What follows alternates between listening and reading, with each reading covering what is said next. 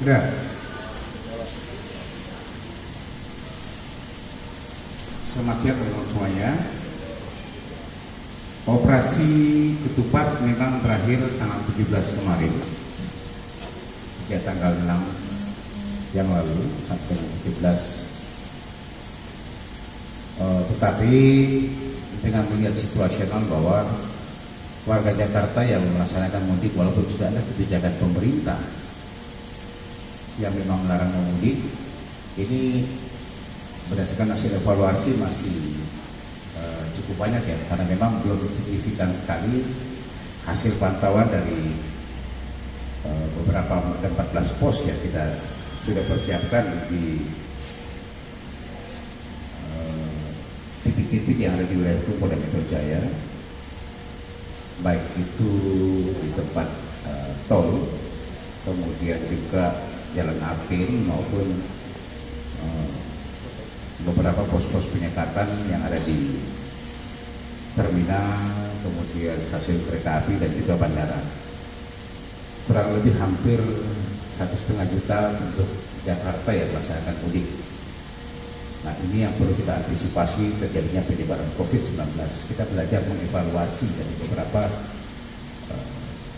kejadian-kejadian setiap libur panjang, termasuk juga membandingkan dengan libur panjang tahun yang lalu dengan masih dengan masa pandemi COVID-19. Kemudian ada beberapa langkah-langkah yang diambil oleh gugus tugas DKI Jakarta, Forkopimda dalam hal ini, yang berdasarkan hasil rapat koordinasi kita bersama untuk kiat-kiat aplikasi di lapangan yang kita lakukan, baik itu penyekatan arus balik. 14 titik yang kita utamakan memang yang paling banyak adalah dari dari daerah Jawa, masuk dari Jawa Barat di kilometer 34B untuk jalur tol, kemudian jalur dari arteri juga ada ya, arteri di Kedung Waringin. Hasil pemeriksaan kemarin yang kita lakukan selama kurun waktu 2 hari sejak tanggal 16, karena memang mulai arus balik itu masuk sampai dengan tanggal 17, ada 2 kegiatan yang kita lakukan. Pertama, pemeriksaan swab antigen bagi para pemudik ya,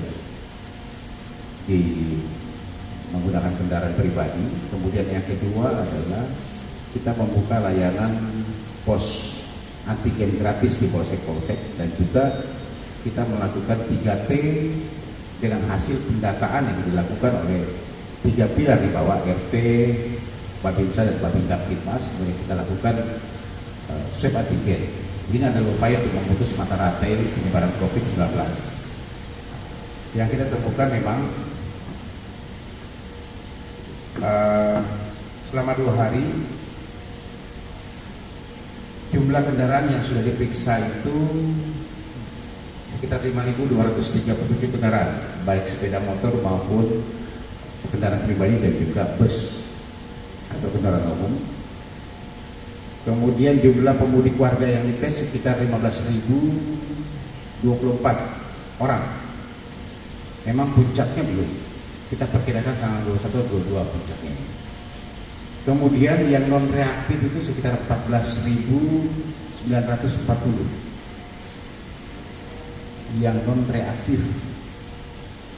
Sementara yang jumlah reaktifnya atau positif yang kita temukan baik itu di jalan raya atau pemeriksaan penyekatan di 14 pos maupun juga di polsek-polsek yang kita lakukan pemeriksaan secara antigen gratis bagi para pemudik, juga yang kita datangi ke rumah-rumah yang melalui 3 pilar yang saya katakan tadi, yang kita stempel menggunakan stiker. Itu ada 84 orang yang positif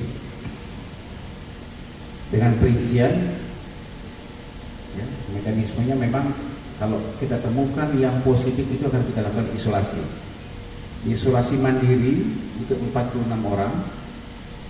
Kemudian yang kita rujuk ke Wisma Atlet itu ada 33 orang.